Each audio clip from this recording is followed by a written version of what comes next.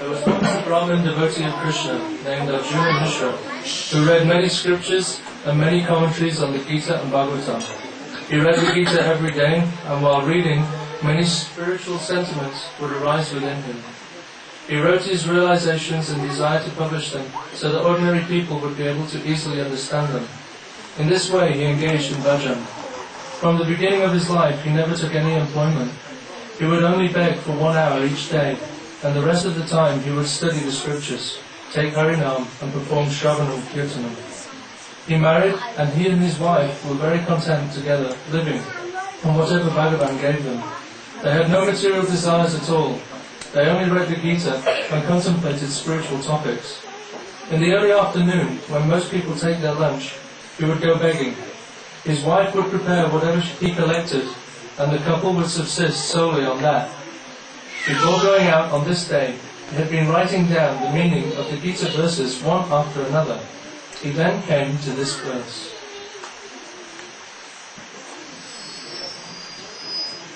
Ananyas chintayanto mam yejana prayupasate tesham nitya viyuktanam yogakshemam bahamyaham. Ananyas chintayanto mam. Those whose minds are fully self-controlled, who have no other object of meditation besides Krishna. Yejana prayupasate. One who worships Krishna in all ways, especially by the medium of Shravanam and Kirtanam, becomes situated very near to him. Tesham nitya viyuktanam. One who performs bhajan like this,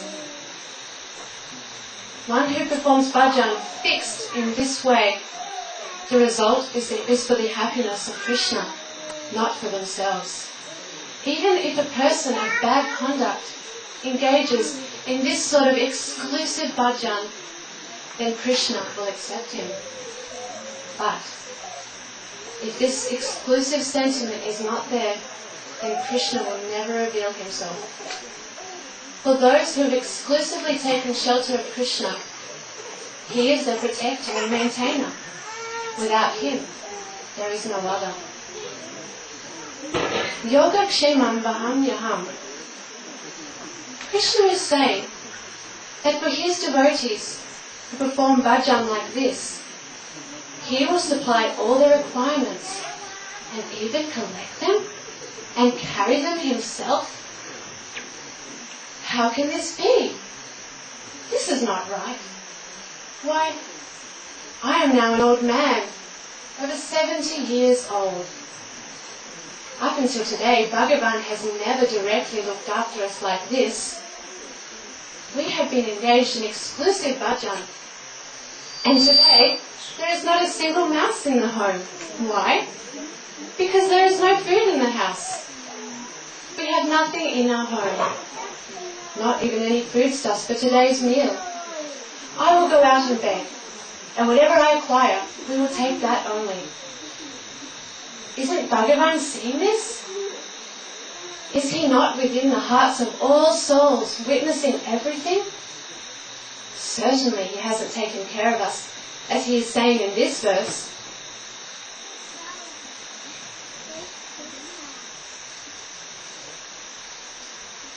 Krishna would never carry the burden on his own head. It is not possible for Krishna to have spoken this verse. Someone else must have inserted it. I'll scratch it out.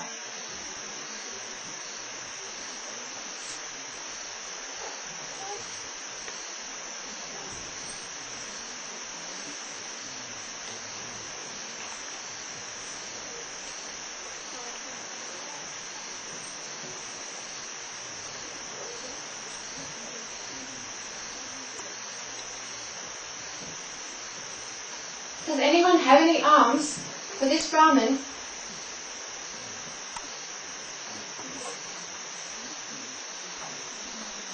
Krishna will carry what we require on his own body?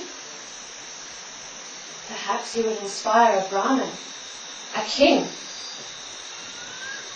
or some other wealthy man to come and help us. But he would never carry the burden on his own head. The all-knowing and all-powerful Prabhu, we have heard that he made the poor Brahmin Sudama into a king, but he didn't physically carry any burden for him. We haven't heard of this. Alms. Would anyone have any alms for this Brahmin?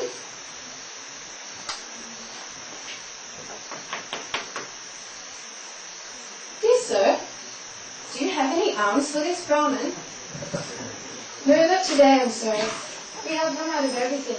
Maybe you could come back tomorrow and try again. Do you have some alms for this poor Brahmin?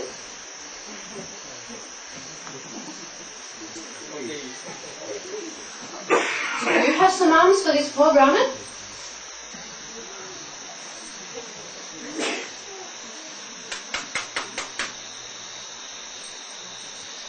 Do you have some alms for this poor Brahmin? I'm sorry, Brahmin. I have nothing today. There is nothing in my entire house. Do you have alms for this poor Brahmin?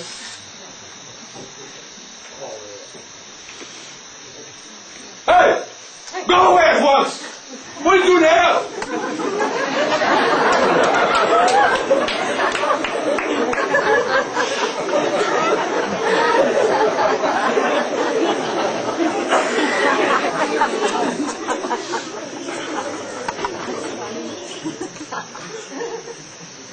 Oh, Baba, do you have alms for this poor Brahmin? Baba, I am very sorry, but my home is very impure. For 3 days I cannot give anything to anyone because one of my family members has just passed away. So I'm sorry. Do you have any alms for this poor Brahmin?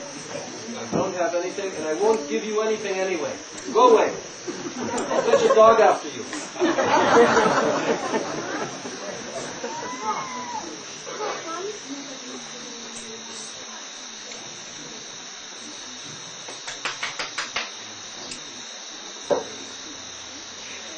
Do you have any alms for this Brahmin?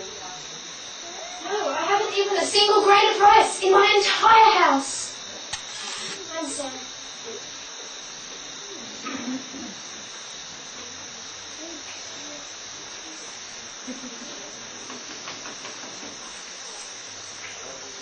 Do you have any alms for this Brahmin? No, I don't have anything on me at all. I'm very sorry.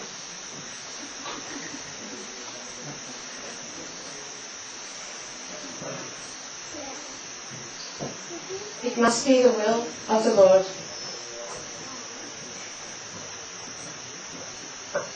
The Brahmin wandered and wandered through the town. 3 o'clock passed, and still he hadn't collected a single thing, so he started to return home. Meanwhile, the most merciful Lord, who protects the surrendered soul, saw that a doubt had appeared in the mind of his devotee. Therefore he came as an extremely beautiful, tender, black-coloured boy, filling 2 baskets with ample rice, dal, vegetables, ghee, and so on, and putting them on the 2 sides of a long stick. He personally carried them on his shoulders and went to the house of this Brahmana.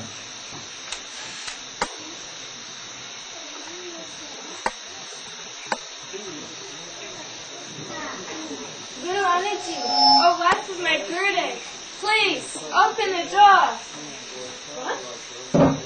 What? My husband has no disciples. Yes, yes, it is possible. Then who? Why, I who am speaking, I am a disciple of your husband. What is this? Where has he come from?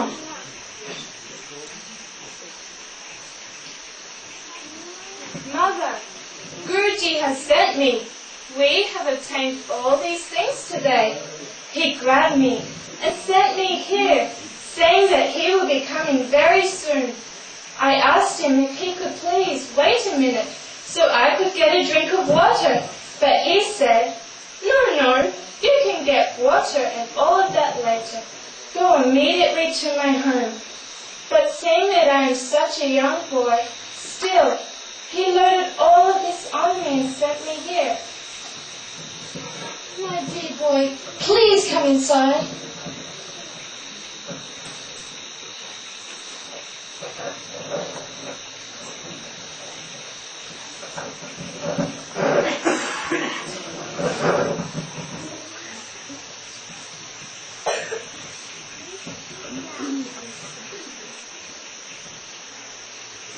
Oh, it's so heavy.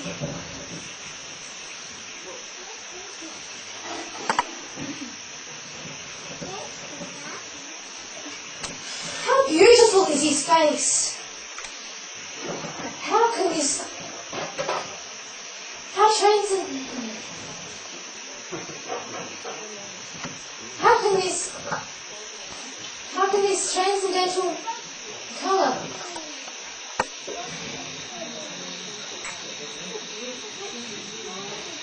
How can this beautiful young boy with such a darkened complexion be so beautiful? Such a tender young boy, and he is perspiring as well. Doesn't this Brahman have any mercy?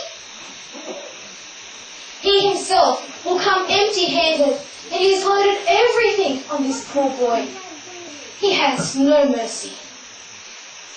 Mother, Guruji has also scratched me on my back. Oh, it looks like it will bleed. My dear boy, when he comes home, I'll give him a good chastising. He poses as a big self-controlled devotee, but he cannot even show mercy to a small child. Please, sit down and I'll go and prepare something. You will not leave here without being fed.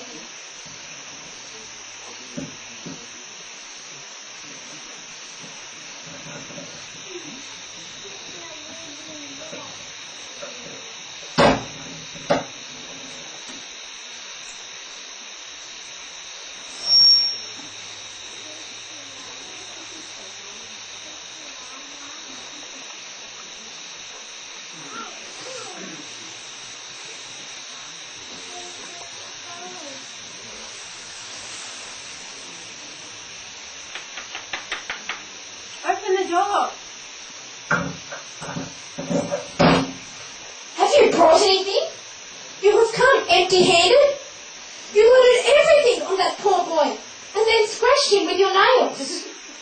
Don't you even have a little mercy? What? What are you talking about?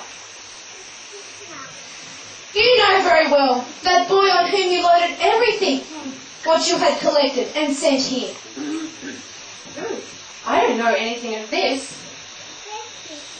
But you know very well that boy on whom you loaded everything, and you have brought nothing yourself.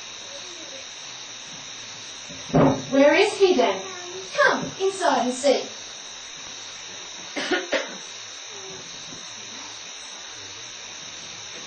He was sitting right there. Where has he gone? He must be here somewhere.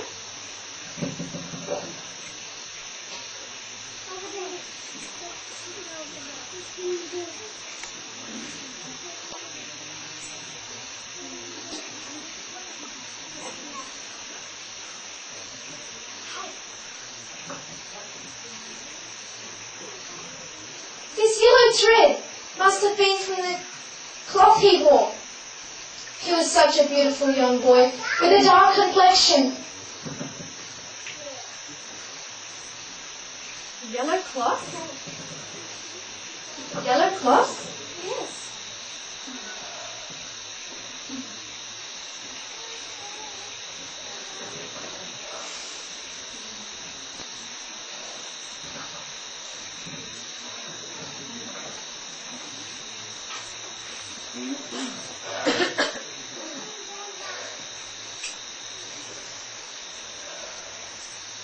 Gopinath.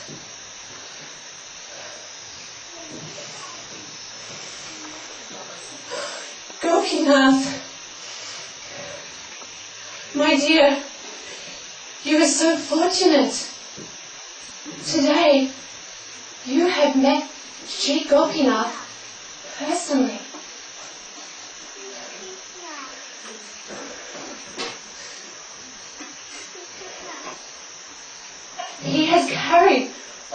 these things. Otherwise, how could have I brought so many things? This morning when I was writing my commentary on Gita, I came across a verse that I doubted.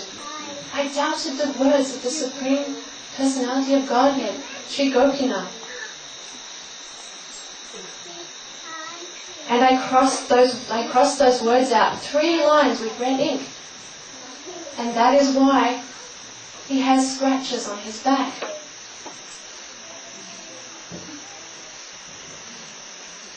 Sri Gopinath is so supremely merciful to point out that his words are actually true. He has gone through so much pain to remove the doubts of this atheist like me. Ha Gopinath! Ha Gopinath! After some time, the Brahmana came back to consciousness, taking bath and performing his daily duties. He offered food to Sri Gopinath, and with great love, both of them accepted his release. He continued writing the commentary on Gita every day, and his life became full of love.